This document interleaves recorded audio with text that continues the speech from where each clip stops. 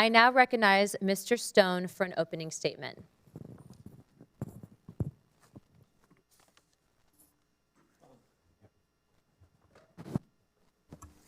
Thank you, Chairman Luna, Chairwoman.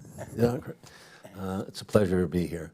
You know, I was here 33 years ago. I was sat in one of these rooms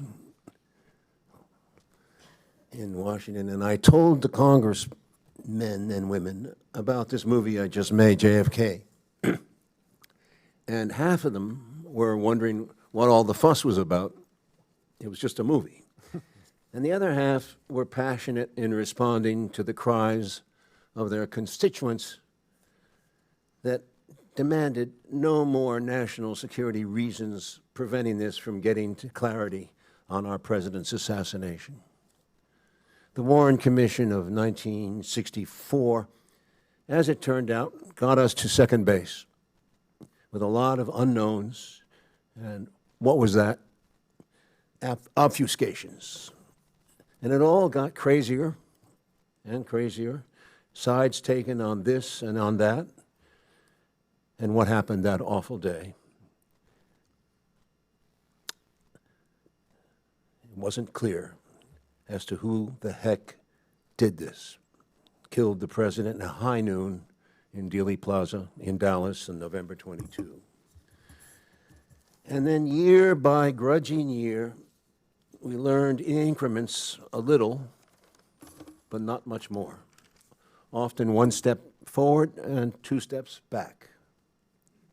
And now it's 2025. 58 years since Jack Kennedy was killed in '63. Repeat, almost 60 years. That's about 2 generations. Let's say from 1900 to 1960. As a result of the 1992 hearings that resulted from my film, in which I participated, Congress passed the JFK Records Act, which firmly said all the records out unless you have a strong reason to protest our national security. All the reasons, all the records out, which is exactly what this case was. A national security matter. Our president was killed. What is more important than that? Well, the Assassination Records Review Board really tried for a few years, till 1998, to get those records out. But they didn't get any cooperation, although mandated by law, from the Central Intelligence Agency, which operated and still operates as a taxpayer-funded intelligence agency that arrogantly considers itself outside our laws. They say things like, "We will get back to you on that," and they never do. Or they give me a day and I'll come up with a reason why this matter is a national security matter, et cetera, et cetera.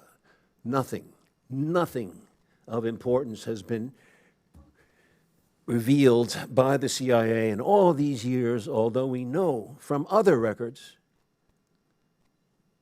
that there's a illegal criminal activities in every facet of our foreign policy in practically every country on earth. Just to begin, Cuba, Vietnam, Indonesia, Egypt, South America, the Middle East. We could write a whole separate history of our country from the viewpoint of the countries, yet we do not know and are not allowed to know anything about the CIA's true history of the United States, which is almost, I believe, the real story. There are many people, some in this room today, who do care and remember the details and the clues. There are real people alive with the integrity of a true detective, like that of the fictional detective Sherlock Holmes, willing, year by year, to track this cold, cold case, to not so much prove it or debunk it, but essentially to know if this so-called democracy of ours has a foundation or a future, a meaning or a purpose for our country, to mean something more than its wealth or its military might, to the people here and all over the world who loved President John Kennedy, who know he really wanted peace in our time. And by that, he said clearly in one of his greatest speeches, not a Pax Americana enforced by American weapons of war, but a genuine peace. A peace he described so beautifully that we could all share in because we all live on this planet. We all breathe the same air. We all cherish our children's futures, and we are all mortal. Can we return to a world where we can trust our government to level with us, the people for which this government exists? And if some people in power betrayed our Constitution and chose the path of war over peace, let the rest of us see past the lies and let us hear what we think happened. And with that knowledge, let us forgive, but not forget the transgressions, and let us praise the representatives, Democrat and Republican, who believe with the vast majority of the American people that the truth is the greatest treasure a Socratic soul can attain in this lifetime. I asked the committee to reopen what the Warren Commission failed miserably to complete. I ask you in good faith, outside all political considerations, to reinvestigate the assassination of this President Kennedy from the scene of the crime to the courtroom, which never happened, but which means the chain of custody on the rifle, the bullets, the fingerprints, the autopsy that defies belief, and that if it were a murder, we'd have given to the poorest man dying in a gutter. Let us reinvestigate the fingerprints of intelligence all over Lee Harvey Oswald from 1959 to 1960, his violent death in 1963.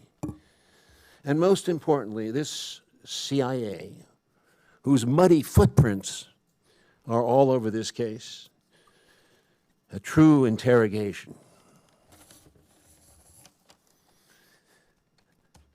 James Angleton, before he died,